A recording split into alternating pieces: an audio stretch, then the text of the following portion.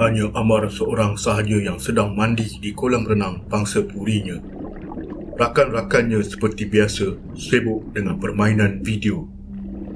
Dia sedikit hairan tiada orang lain di situ, seperti hari-hari sebelumnya. Mungkin kerana ramai yang sudah pergi bercuti kerana cuti sekolah sudah bermula. Dia menyelam buat beberapa saat. Tiba-tiba, ada sesuatu yang jatuh tercebur ke dalam kolam. Dia cemas dan cepat-cepat menjengolkan kepala dari permukaan air. Amar terbeliak, mulutnya terkatup rapat. Seorang gadis sudah bertukar menjadi mayat, terapung di atas permukaan kolam. Darah pekat mula larut dalam air. Dia bergegas menaiki tangga ke tingkat 5 dengan lintang pukang. Tidak sempat dia menggunakan lift. Pintu pangsapuri ditolak kasar.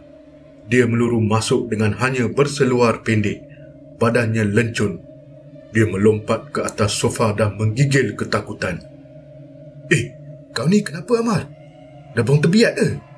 Tegur Farid. Amar menunding ke pintu utama. Mulutnya tergetar-getar. Dia benar-benar ketakutan dengan apa yang baru disaksikannya sebentar tadi. Apa hal dengan Amar ni? Sam memandang Farid dan Azan. Ada orang mati kat bawah. Penjelasan Amar memeranjatkan rakan-rakannya. Mana? Farid bertanya. Kat kolam renang. Mereka bertiga bergegas keluar ke beranda untuk melihat sendiri mayat yang dikatakan oleh Amar itu. Di bawah, kelihatan orang ramai mengerumuni kawasan kolam dan sudah ada pihak polis sedang mengawasi keadaan. Mayat tersebut masih terapung. Air kolam sudah bertukar menjadi merah. Cuba kau cerita apa yang berlaku? Desak Azad. Amar menarik nafas dalam-dalam. Tadi, masa aku tengah menyelam, tiba-tiba ada benda jatuh dalam air. Aku angkat je kepala, dah ada mayat perempuan tu. Farid, Azad dan Sam menelan air liur. Mereka nampak mayat dari jauh pun sudah menggigil satu badan. Ini kan pula Amar yang melihatnya di depan mata. Mujur rakan mereka itu tidak pingsan dalam air. Kalau tidak, akan ada 2 kematian pada hari ini. Weh, gila lah, ujar Sam separuh berbisik. Tiba-tiba sahaja dia terasa seram sejuk. Malam itu mereka meneruskan aktiviti permainan video seperti biasa. Hanya Amar sahaja yang telah tertidur di sofa. Pemuda itu tidak berani untuk tidur dalam bilik seorang diri. Kau main tipu weh, tengking Azad pada Farid yang sedang berdekah-dekah. Tiba-tiba, loceng pintu depan bergema. Pergi buka pintu, arah Farid.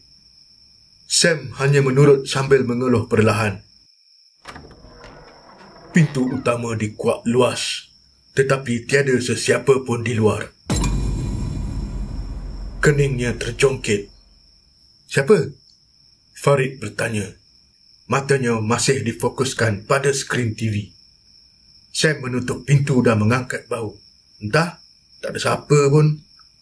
Loceng berbunyi sekali lagi. Sam mengetap bibir. Seperti tadi, tiada orang di luar. Woi, gila ke? Sam menjerkah. Farid dan Azad terperanjat. Amar tersedar dari tidurnya. Butang pos permainan video ditekan. Mereka bergegas mendapatkan Sam yang berada di luar pintu. Apa hal? Azad menyoal. Matanya melilau ke sekitar. Tingkat 5 agak sunyi pada malam itu. Selalunya kedengaran suara jiran tetangga mereka. Aku rasa ada budak nak main-main ni. Dari tadi duduk main loceng. Marah Sam. Merah padam mukanya. Amar tiba-tiba menggeletar. Telunjuknya terarah ke hujung lorong. Hantu! Hantu! Hantu! Dia bertempik. Kemudian dia jatuh terduduk. Kaki sudah tidak mampu menampung berat badannya lagi. Mereka mengucap panjang. Tidak jauh dari mereka berdiri, kelihatan seorang gadis yang berbaju sekolah yang basah kuyup. Rambutnya panjang mengurai menutupi muka. Tubuhnya menggigil kesejukan. Sedu-sedan tangisannya sangat jelas dalam kesuraman koridor Pangsapuri itu. "Bukan orang tu," bisik Azad. Bulu romanya berdiri tegak. Rambut gadis itu tiba-tiba mengerbang. Gerakannya lemah gemalai seolah-olah berada dalam air. Gadis itu terapung ke arah mereka. 4 sekawan itu bertempik.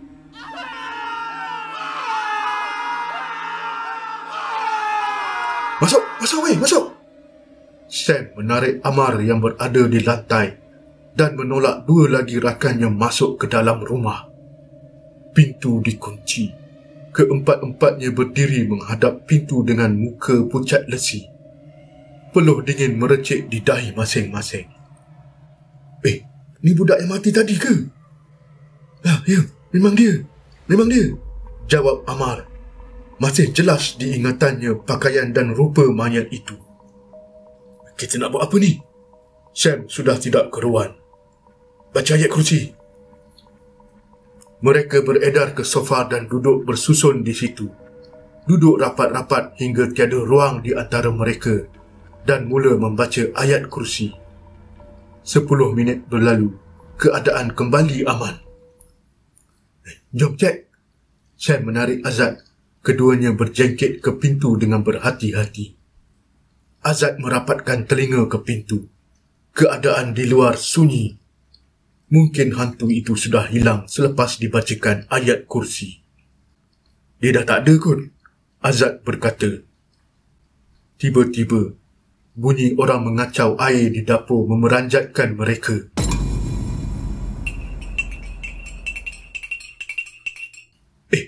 "Ada orang kat dapur," Farid berkata. Wajahnya pucat lesi. Bunyi sudu berlaga dengan gelas semakin jelas. Mereka beriringan ke dapur. Sudu sedang berpusing-pusing di dalam mak kosong. Dan hantu itu sedang bertinggi di atas kabinet dapur sambil mencerlong ke arah mereka.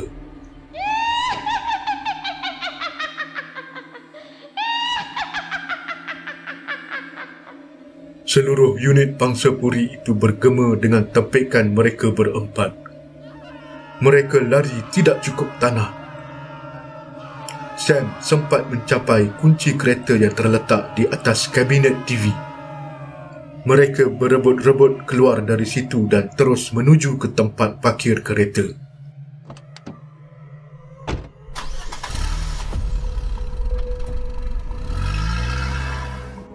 Kereta dipandu jauh dari kawasan Pangsapuri tersebut. Kedengaran sayup-sayup hilai tawa hantu gadis tersebut.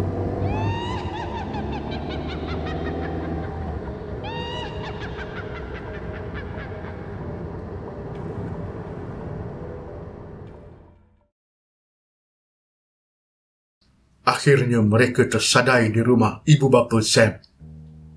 Mereka tidur di situ untuk beberapa malam. Apabila mereka kembali, mereka terdengar cerita dari mulut jiran tetangga. Pada malam mereka diganggu, jiran-jiran semua sudah lama keluar dari unit Pangsapuri masing-masing. Mereka telah diganggu terlebih dahulu dan rumah 4 sekawan itu ialah yang terakhir.